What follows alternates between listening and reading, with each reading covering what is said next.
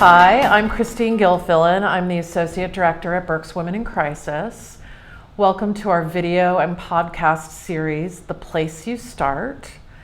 I'm really excited today because my guest on the recording is Gloria Rosado, who is a social worker at St. Joe's.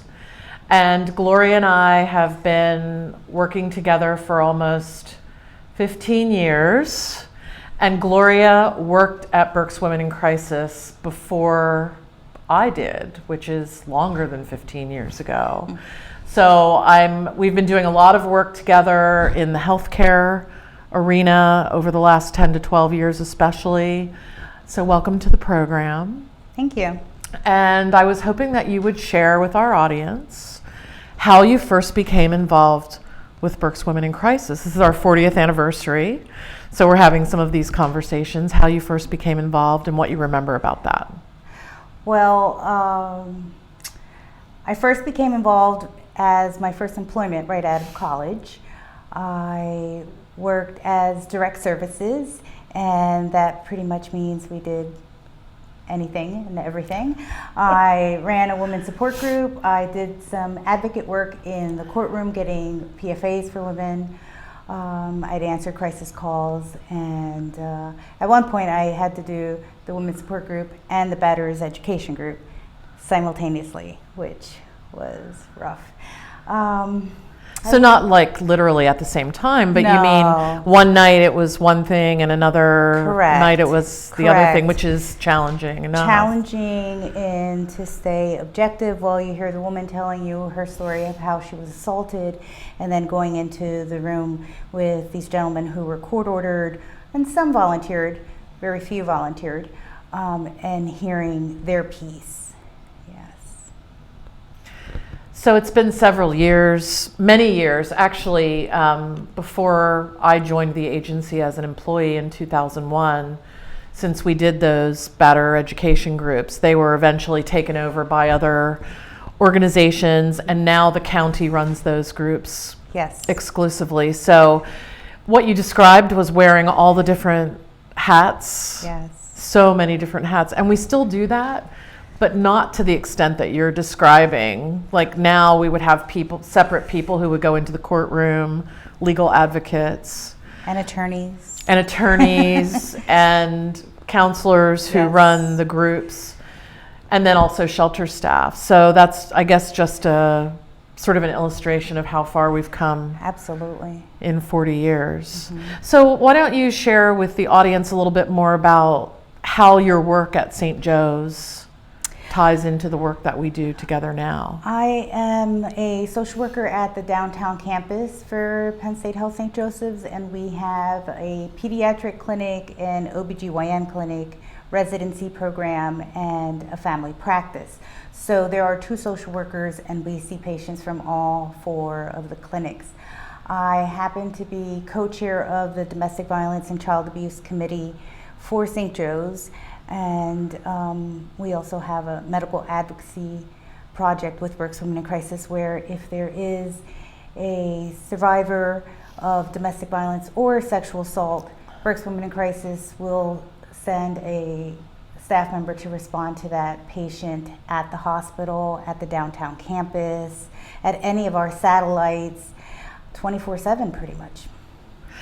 And I remember back in around the year 2000, 2001, when we first started that 24/7 response, and then we went into the hospital and we asked to be able to do training and get all of those pieces together.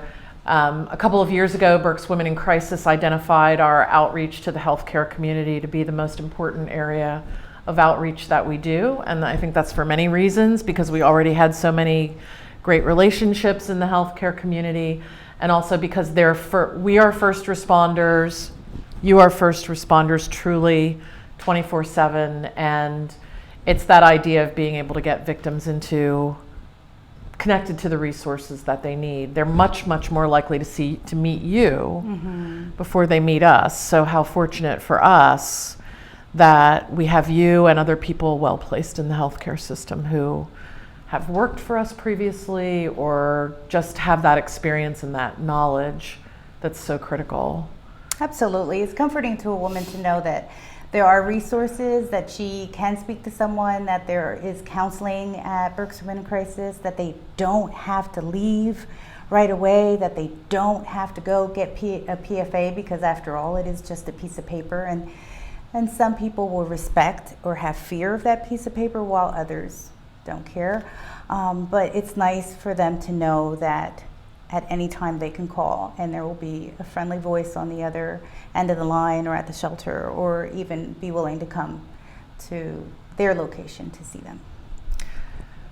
So what do you think what are some of the most important things that you think we've been able to accomplish by meeting with the two task forces, one at the main campus of Penn State St. Joe's and the more recently formed task force at the downtown campus? I think that the most important thing is keeping in mind that in healthcare there's a lot of stress and turnover as well, and that it requires a lot of work on both of our ends to train and retrain over and over and over all new staff, and remind people that Berks Women in Crisis isn't just a facility where you can shelter someone, but there are many, many other services for these women and children. Right, and that's one of the most challenging things to get out there. So, in all of the people that I've talked with for the podcasts and the videos, one of the questions we've talked about is what personally connects them. I mean, what's the personal thing, or what is the thing for you? You're so passionate about helping victims of domestic violence and sexual assault.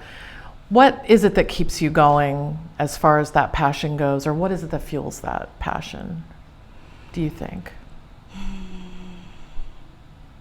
Safety for all peoples, for women and for children. When I was 6 years old, I lost my mother to domestic violence, and at the age of 6, I didn't know what domestic violence was, let alone they were 2 words. But to know that there are services, that there are people who care, that there are people who can advocate and try to change the stigma and try to change the laws and the way that our society continues to look at women and children. Well, I want to just thank you for being willing to share part of what makes it so personal for you. I'm really sorry for your loss. I know we've talked about this a couple of times in the past.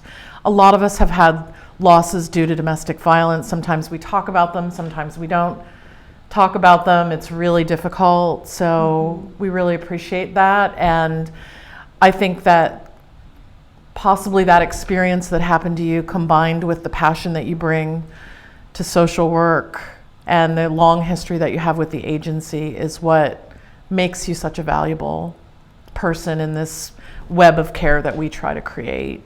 Thank you. Through Berks Women in Crisis. So thank you so much for agreeing to come in today and for letting everybody know about how we connect to the healthcare community. Thanks a lot. Thank you for tuning in to The Place You Start. We have guests stopping by each week. Check in again for more stories at berkswomenincrisis.org. And be sure to like us on Facebook and follow us on YouTube, Instagram, and Twitter.